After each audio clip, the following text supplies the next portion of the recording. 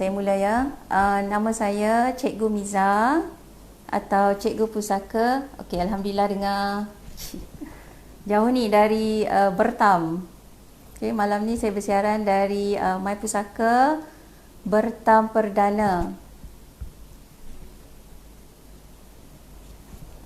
Okey, kisah malam ni adalah bertajuk Iparku Garang Macam Singa.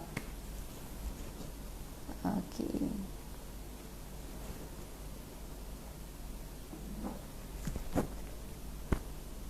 Sebelum tu saya nak ucapkan terima kasih dan selamat datang kepada semua. Saya harap semua dapat share banyak-banyak. Semoga lebih ramai dapat mendengar, lebih ramai dapat mungkin sedikit ilmu dan ambil teladan daripada kisah yang akan saya kongsi sebentar lagi. Sebelum tu saya nak minta maaf sebab mungkin ada yang kurang senang dengan tajuk saya malam ni. Tajuk iaitu Iparku Garang Macam Singa. Okey, saya minta maaf sebab bukan nak samakan manusia dan singa, cuma lebih mudah bila kita bayangkan singa tu macam mana. Dalam kes ni yang garang tu sebenarnya adalah ipar-ipar si isteri, sebab di dalam kes ni yang meninggal adalah suami. Sebenarnya ada lebih kurang 2 kes. Saya cerita 2 kes lah malam ni.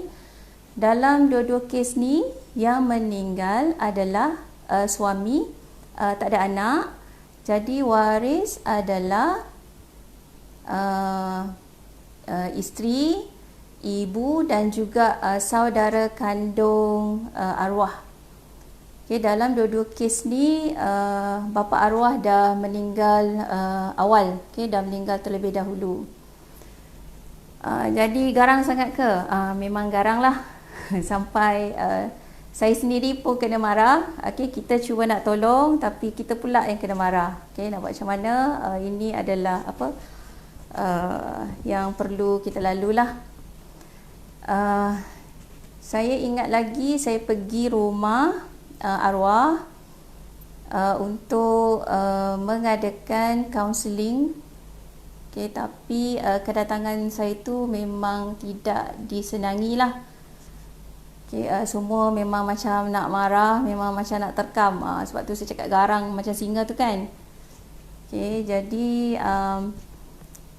kita cuba bincang sebenarnya sebab isteri masih nak duduk di dalam rumah arwah tu. Okay, isteri pun banyak sumbangan. Jadi sebab itulah kita cuba bincang macam mana nak settle. Okay, jadi waktu perbincangan tu saya tanyalah, saya tanya dengan semua orang, jadi macam mana rumah ni, sebab isteri masih lagi nak duduk. Jadi apa jawab ipar-ipar tu? Kami okey, kami tak kisah. Jadi cikgu tanya balik, okey dan tak kisah tu macam mana sebenarnya? Okay, bila ditanya balik, rupanya okey biarlah si isteri duduk, tapi semua nak masuk nama dalam geran. Okay, cuba bayangkan kalau kita di pihak si isteri, boleh tidur lena ke kalau rumah tu ada lebih kurang 12-13 nama? Saya rasa kalau saya tak boleh nak tidur malam. Okay, rasa macam tidur kat rumah orang. Okay, rasa macam-macam lah kan. Memang tak selesa. Okay, jadi bila bincang, sebab apa memang arwah tak ada hibah, tak ada wasiat, tak meninggalkan apa-apa pesanan. Jadi memang kena ikut mufakat waris. Bila dibincang, akhirnya majoriti sebenarnya nak menuntut lah. Jadi isteri terpaksa membayar sebab membayar tebusan mengikut hak faraid. Syukur alhamdulillah isteri ada jugalah sumber. Okay? Dia adalah sedikit harta, tapi dia terpaksa jual dan bayar kepada waris-waris yang lain. Okey. Arwah pun tak meninggalkan duit, hanya ada pencen pun tak banyak. Okay, jadi memang kesianlah, kesian kepada isteri ni. Jadi kita yang masih hidup ni, ambillah pengajaran, buatlah perancangan supaya bila kita tak ada nanti, kita tidak menyusahkan waris-waris yang ditinggalkan, especially isteri. Kesian dalam kisah ni sebab isteri tu macam keseorangan lah. Okay, bila dia mula pun kena marah. Okay, my pusaka pun of course lah kena marah kan. Okay, saya pun kena marah, semua orang kena marah. Okay, sebab apa? Katanya menyebok lah. Okay. Tapi bila kita tak tolong, sebenarnya kes tu dah lebih 2-3 tahun. Tak ada orang yang tampil ke depan pun nak tolong urus. Okay, bila isteri minta tolong, macam-macam katalah. Okay, tapi syukur Alhamdulillah dah selesai. Dan geran tu pun sudah ditukar nama kepada si isteri. Okay. Ada lagi satu kisah pun lebih kurang sama. Yang meninggal adalah suami, tak ada anak juga, dan bapa arwah suami pun meninggal lebih awal. Jadi waris adalah isteri, ibu dan beberapa saudara kandung arwah. Okay. Dalam kes ni pun memang garang sebab cikgu pergi rumah. Okay. Cikgu pergi rumah, banyak kali lah pergi rumah si waris ni. Isteri tu dah lah tengah kemurungan. Asyik kena hentam kiri kanan lah. Tapi jangan salah faham, sebab ramai orang salah faham. Walaupun isteri membayar, mengambil MyPusaka, memilih MyPusaka sebagai pihak untuk menguruskan, MyPusaka sebenarnya bukanlah berpihak kepada isteri. MyPusaka hanya ingin membantu. Kita nak tolong arwah supaya arwah tenang di sana. Kita nak tolong semua orang. Jangan salah faham. Kita tak berpihak kepada orang yang membayar. Itu adalah salah faham. Tujuan kita nak buat urus pusaka ni adalah supaya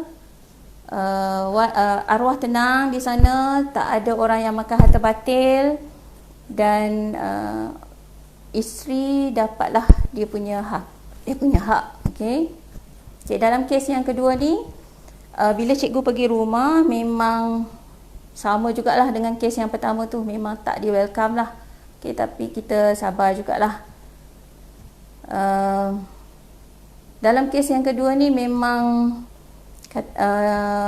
waris-waris tu dah cakap, kami nak tuntut hingga sen-sen. Memang terkejut juga cikgu dengar lah kan. Nak kira sehingga sen-sen. Sebab kata mereka pergi ceramah, ustaz cakap wajib. Hak faraid ni kena tuntut. Tapi cikgu rasa dia orang faham separuh-separuh. Bila kita dengar ceramah, kita kena faham betul-betul. Jangan dengar yang hak saja. Tak dengar sampai habis. Hak tu datang dengan tanggungjawab.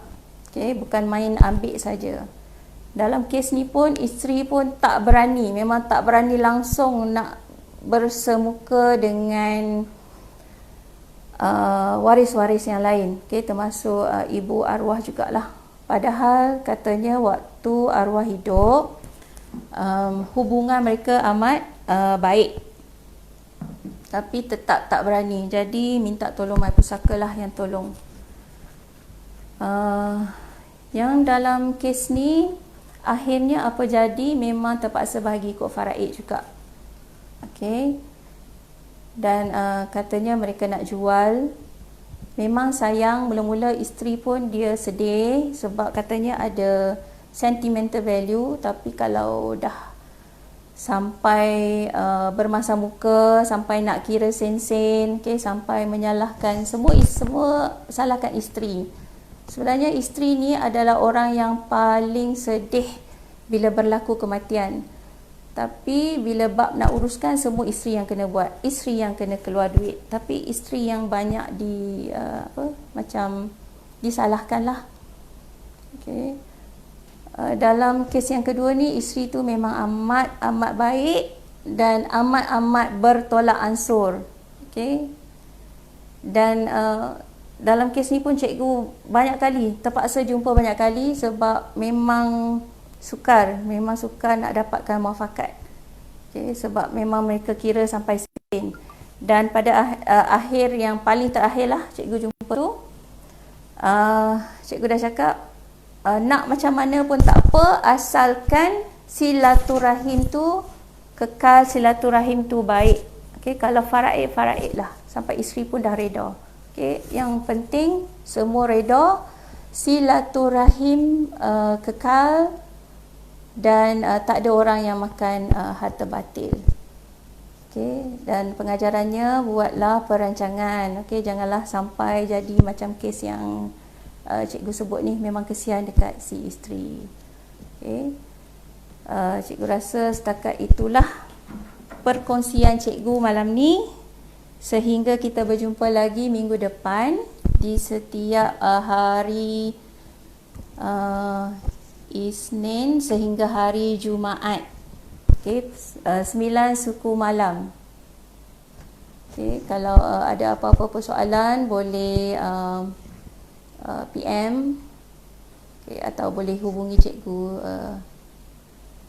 di Mapusaka Bertam.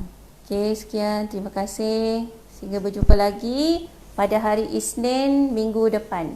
Assalamualaikum.